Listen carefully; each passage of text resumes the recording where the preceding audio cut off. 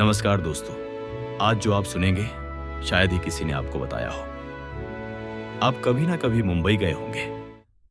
आपने समंदर की उन ठंडी लहरों को अपने चेहरे पर महसूस किया होगा और बहुत मुमकिन है कि आपने उस विशाल पीले पत्थरों वाली इमारत के सामने खड़ीस टिके होकर मुस्कुराते हुए एक सेल्फी भी जरूर ली होगी। गेटवे ऑफ इंडिया, भारत का प्रवेश द्वार और मुंबई की सबसे फेमस टूरिस्ट अट्रैक्शन। चलिए इतिहास के पन्नों को थोड़ा पलटते हैं और उस दौर में चलते हैं जब इस देश की हवाओं में बारूद और बगावत की गंध हुआ करती थी। कहानी साल 1911 की है।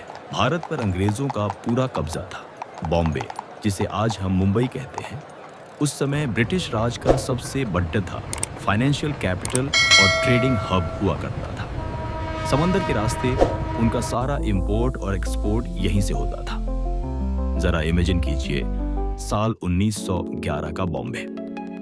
सड़कों पर आम हिंदुस्तानियों की खामोशी है और हर तरफ सिर्फ ब्रिटिश सैनिकों के बूटों की भारी आवाजें गूंज रही हैं। तभी रातों रात पूरे शहर में एक खबर किसी भयंकर आग की तरह फैल जाती है। एक ऐसी खबर जिसने पूरे ब्रिटिश प्रशासन की नींद उड़ढ़ा दी।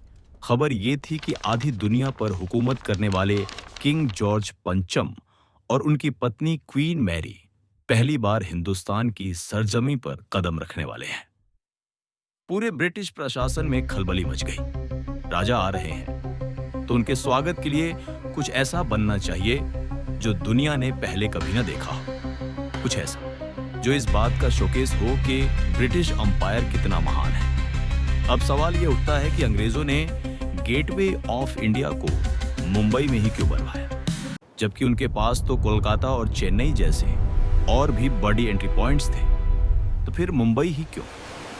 दरअसल चेन्नई और कोलकाता के जरिए भी ट्रेड होता था, लेकिन वह मुंबई के कंपैरिजन में बहुत ज्यादा कम था। दुनिया भर के लोग मुंबई के थ्रू ही इंडिया के अंदर एंटर करते थे।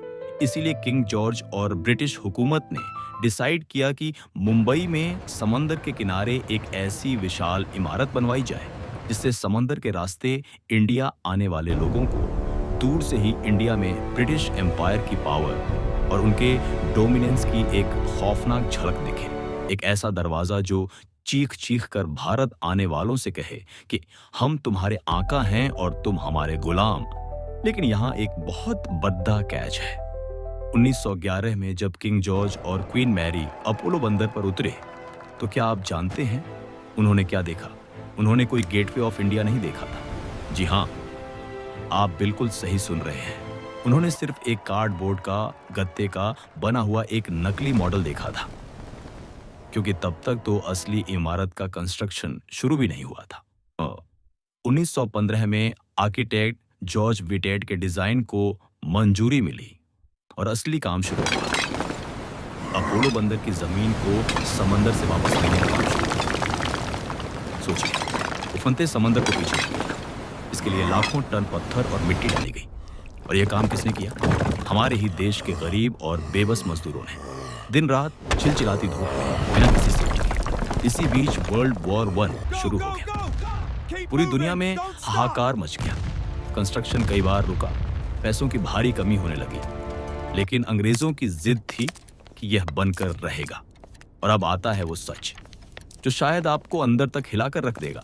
आपको क्या लगता है इस भव्य इमारत को बनाने में उस जमाने में कितना खर्चा आया होगा? 1 लाख, 2 लाख, 10 लाख?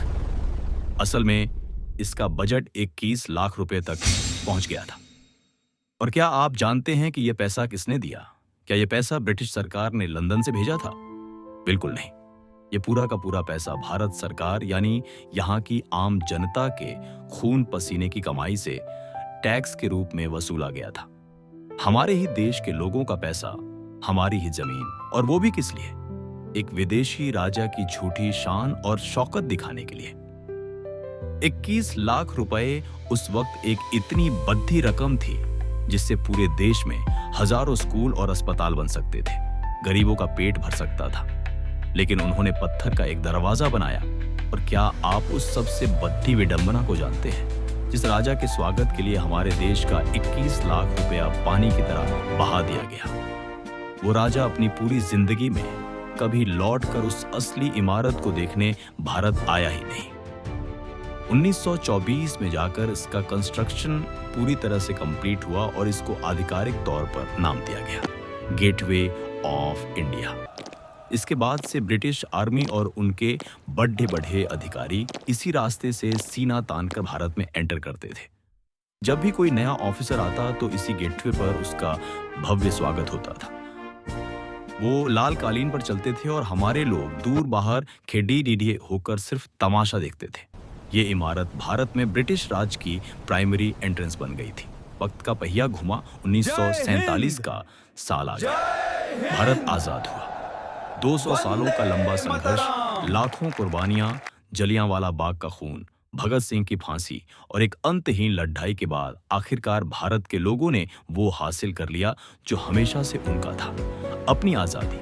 अब अंग्रेजों को भारत छोड़ दशकर वापस जाना था। और अब आता है इस पूरी कहानी का सबसे बद्दा, सबसे सुकून देने वाला और सबसे शॉकिंग टर्न। तारीख थी 28 फरवरी 1948। यह वो दिन था जब ब्रिटिश आर्मी की आखिरी टुकड़ी 1st battalion of the Somerset light infantry हमेशा के लिए भारत छोड़ डिडैच कर जा रही थी। अगर आपको गेटवे ऑफ इंडिया की यह अनसुनी दास्तान और इसके पीछे की असली क्रोनोलॉजी पसंद आई तो इतिहास के ऐसे ही गहरे सच जानने के लिए हमारे YouTube चैनल क्रोनोलॉजी हिंदी को अभी सब्सक्राइब करें। मिलते हैं अगले वीडियो में।